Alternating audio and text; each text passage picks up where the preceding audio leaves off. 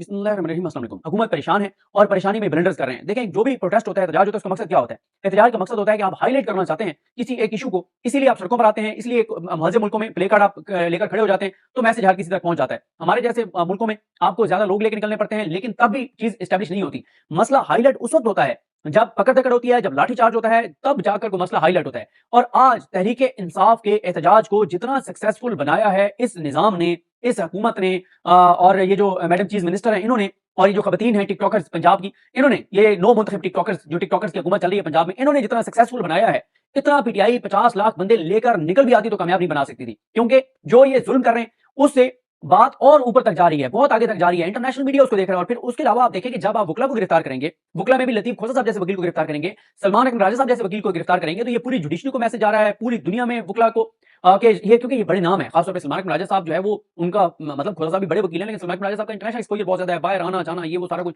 और कितने बड़े बड़े केसेस में वो अमाइकस और तारीखी फैसलों में, और खोसा साहब भी बड़े बड़े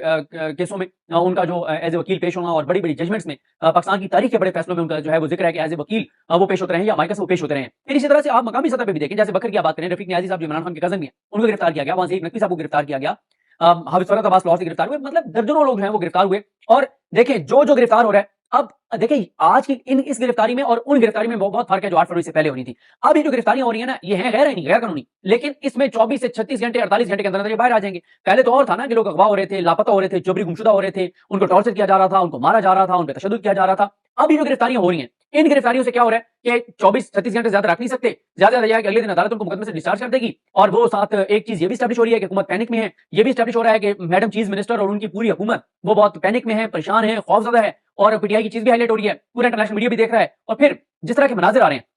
अगर आप देखें जिस तरह से खवातीन पे टॉर्चर हो रहा है, खवातीन को जिस तरह से घसीटा जा रहा है, जिस तरह से बच्चों को टॉर्चर किया जा रहा है, तो ये मनाजिर, और एक चीज और बहुत खतरनाक हो रही है इनके लिए, ये जो फॉर्म 47 वाली हुकूमत है, जो जाली मंडेट वाली, इनके लिए एक चीज बहुत खतरनाक है कि दोबारा पीटीआई की रैलियों में खवातीन आना शुरू हो गई हैं, फैमिलीज आना शुरू हो गई हैं। 9 मई के बाद से ये मामला रुक गया था, खौफजदा थी फैमिलीज, नहीं निकल रही थी फैमिलीज। एक ये परेशानी का सबब है कि अब फैमिलीज निकलने लग गई हैं, बच्चों को लेकर आने लग गए हैं, वही माहौल दोबारा शुरू हो गया है कि कोई भी अपनी गाड़ी में आता है, उसके साथ उसके वालिदैन भी हैं, बीवी बच्चे भी हैं, पूरी फैमिली जो है वो पीटीआई के प्रोटेस्ट में और पीटीआई के जलसे में जा रही है। एक तो वो चीज शुरू हो गई है। दूसरी जो परेशानी की बात है मैडम चीफ मिनिस्टर या इनके जाली वज़ीर आज़म चचा के लिए और इन सारों के लिए, वो खौफ की बात यह है कि ये समझ रहे थे कि लोग, मतलब अब एक जो खौफ का एक पूरा एक पाकिस्तान के अंदर खौफ, जबर, तशद्दुद का जो माहौल बना था 9 मई के बाद से, इनको ये था कि अब लोग लातल्लुक हो जाएंगे प्रोटेस्ट से बाहर निकलने से, कि खौफ है, इसमें कोई शक नहीं है, बहुत खौफ है। जिस तरह से लोगों ने सफर किया है, जो लोगों ने जुल्म देखा है, जो सितम देखा है, जो खवातीन के साथ हुआ है, जो खवातीन के गिरबान फाड़ गए हैं, जो खवातीन को आप देखें, जो तैयबा राजा जो इंटरव्यूज दे रही हैं, जिस तरह की वो गुफ्तगू बता रही हैं, और बाकी पीटीआई की जो खवातीन इस वक्त, आलिया हमजा साहबा हैं, डॉक्टर यास्मीन राशिद हैं, या आयशा भुट्टा हैं, आलिया हमजा, सनम जावेद, ये सब जो अभी भी 4-5 खवातीन जो अभी तक जो है वो जेलों में हैं, या जो उसके अलावा एक पूरी लिस्ट है जो पीटीआई की खवातीन, जिस तरह से उन्होंने तशद्दुद बर्दाश्त किया, जो कुछ उनके साथ हुआ, खदीजा शाह और इन सब के साथ, तो ये चीजें जाहिर है इसके बाद ये समझ रहे थे कि अब इतना हमने खौफ पैदा कर दिया है कि लोग नहीं निकलेंगे, लेकिन लोग निकलना शुरू हो गए हैं, और खवातीन निकलना शुरू हो गई हैं, फैमिलीज निकलना शुरू हो गई हैं, लोग घबराए नहीं है। और फिर एक चीज तीसरी, जो पहली खतरनाक बात, दोबारा खवातीन और बच्चे निकलना शुरू हो गए हैं। दूसरी खतरनाक बात इनके लिए मैंने आपको बता दी कि दोबारा जो है कि वो जो खौफ था वो, उस खौफ के बुत टूट चुके हैं, लोग निकल रहे हैं। और तीसरी जो इनके लिए परेशानी की बात है इस पूरे निजाम के लिए, वो ये है कि 8 फरवरी को जो लोगों का मैंडेट चोरी हुआ, इनको ये लगता था कि क्योंकि हमने मैंडेट चोरी किया है, दीदा दलेरी के साथ, सरेआम हमने कहा कि जो ये अदालतें हमारे साथ हैं, पूरा निजाम हमारे साथ है, इलेक्शन कमीशन हमारे साथ है, ब्यूरोक्रेसी हमारे साथ है, जो कर सकते हो कर लो, तुम्हें कुछ नहीं मिलेगा। तो इससे ये एक इनकी कैलकुलेशन ये थी कि लोग जो है वो मायूस होकर घरों में बैठ जाएंगे कि यार हम देखें हमने वोट डाला है फिर भी कुछ नहीं बना तो छोड़ दें। नहीं, लोग उसी जगह पे खड़े हैं जहां पे 8 फरवरी को लोग खड़े थे, लोग बल्कि उससे आगे बढ़ रहे हैं, लोग निकल रहे हैं। हाँ, उतनी बड़ी तादाद में नहीं निकलती, ये कल्चर पाकिस्तान का और खासतौर पर पंजाब के जरूर है कि लोग वोट देने के लिए निकलते हैं, एजुटेशन के लिए नहीं निकलते। लेकिन मैंने आपको अर्ज किया कि ये भी इनके लिए बड़ी खतरनाक बात है कि लोग 8 फरवरी के बाद से मायूस नहीं हुए, बल्कि मजीद हौसला पकड़ रहे हैं, मजीद निकल रहे हैं, मजीद एहतजाज कर रहे हैं। फिर एक चीज और, हमें पहले भी इन्होंने बहुत से तजिया कार जो है वो कहते थे कि देखें जी वो माह रमजान जब शुरू होता है ना, माह रमजान शुरू होता है तो एक, और ये बात वैसे इसमें गलत बात नहीं है, ये बात दुरुस्त है कि एक माहौल ऐसा बन जाता है, लोग अपनी इबादत में, लोग रोजे में, और रोजे के साथ फिर जाहिर एजुटेशन नहीं हो सकती, सड़क पे आप नहीं आ सकते, और वो सारी चीजें, फिर रात को तरावियां और वो सारी चीजें। लेकिन पीटीआई ने पिछले साल ये बात, पिछले साल उससे पिछले साल ये बात साबित की थी कि जो 2022 और 23 दोनों सालों में पीटीआई ने यह साबित किया था कि रोजे के यानी रात को नमाज तरावी के बाद वो निकलते थे और उन्होंने बड़े सक्सेसफुल प्रोटेस्ट किए। इस बार भी पीटीआई ये करने जा रही है, पीटीआई अपना मोमेंटम बरकरार रखेगी, पीटीआई ये तसलसल बरकरार रखेगी, चीजों को, एजुटेशन को मजीद आगे लेकर जाएगी। ऐसा नहीं है कि, और आज बड़े, अब आप पेशावर में देख लें, पेशावर में तो जाहिर है पीटीआई की अपनी हुकूमत है, और उनकी जो अपनी हुकूमत है वो बड़ी, वहां पे आप उनको मसला नहीं है, पकड़ नहीं है, वहां पे उन्होंने बड़ा जो है एक प्रोटेस्ट किया है। और इस सारे में वो के कुछ जैसे वकला तंजीम है, उनका किरदार मायूस कुन है, ये वकला तंजीमें बयान तो दे रही हैं, लेकिन 70-80% जो वकला तंजीमें हैं वो इस वक्त खेल रही हैं हाथों में नून लीग के। नून लीग के उनके ऊपर इन्वेस्टमेंट है, इस निजाम के उनके ऊपर इन्वेस्टमेंट है, कंप्रोमाइज लोग हैं, कमजोर लोग हैं, जिनको पैसों से खरीदा गया है, उनके जमीर उन्होंने अपने बेचे हुए हैं।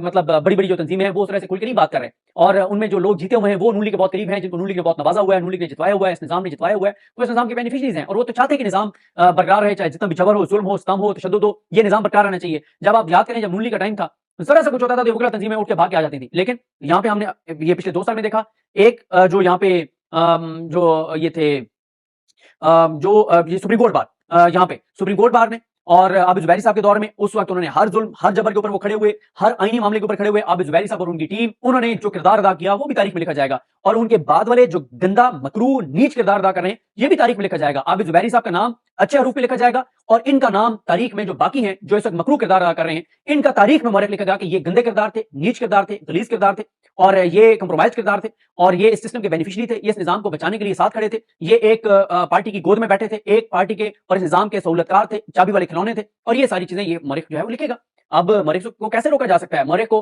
क्योंकि मौरख का एक मसला है, मौरख को ना उठाया जा सकता है, ना उसको करंट लगाया जा सकता है, ना उसको नंगा किया जा सकता है, उसको ये नहीं उसने लापता किया जा सकता है। मौरख लिखता है और तारीख लिखी जाती है, और तारीख लिखी जाएगी। तारीख में यह भी लिखा जाएगा कि एक ऐसा जाली सदर जो जिसका मैंडेट चोरी का था, जिसका इलेक्शन चोरी का था, जिसके वोट अपने नहीं थे, इस बार भी पीटीआई ये करने जा रही है। पीटीआई अपना मोमेंटम बरकरार रखेगी, पीटीआई ये तसलसल बरकरार रखेगी, चीजों को, एजिटेशन को मजीद आगे लेकर जाएगी। ऐसा नहीं है कि, और आज बड़े, अब आप पेशावर में देख लें, पेशावर में तो जाहिर है पीटीआई की अपनी हुकूमत है, और उनकी जो अपनी हुकूमत है वो बड़ी, वहां पे आप उनको मसला नहीं है, पकड़ करनी है, वहां पे उन्होंने बड़ा जो है एक प्रोटेस्ट किया है, और इस सारे में वो के कुछ जैसे वकला तंजीमें, उनका किरदार मायूस कुन है कि वकला तंजीमें बयान तो दे रही हैं, लेकिन 70-80% जो वकला तंजीमें हैं वो इस वक्त खेल रही हैं हाथों में नून लीग के। नून लीग के उनके ऊपर इन्वेस्टमेंट है, इस निजाम के उनके ऊपर इन्वेस्टमेंट है, कंप्रोमाइज लोग हैं, कमजोर लोग हैं, जिनको पैसों से खरीदा गया है, उनके जमीर उन्होंने अपने बेचे हुए हैं। मतलब बड़ी बड़ी जो तंजीमें हैं वो उस तरह से खुल के नहीं बात कर रहे हैं, और उनमें जो लोग जीते हुए हैं वो नून लीग के बहुत करीब हैं, जिनको नून लीग ने बहुत नवाजा हुआ है, नून लीग ने जितवाया हुआ है, इस निजाम ने जितवाया हुआ है, वो इस निजाम के बेनिफिशरीज हैं, और वो तो चाहते हैं कि निजाम बरकरार रहे, चाहे जितना भी जबर हो, जुल्म हो, सितम हो, तशद्दुद हो, ये निजाम बरकरार रहना चाहिए। जब आप याद करें, जब नून लीग का टाइम था, जरा सा कुछ होता था तो वकला तंजीमें उठ के भाग के आ जाती थी, लेकिन यहाँ पे हमने ये पिछले 2 साल में देखा, एक जो यहाँ पे जो ये थे ये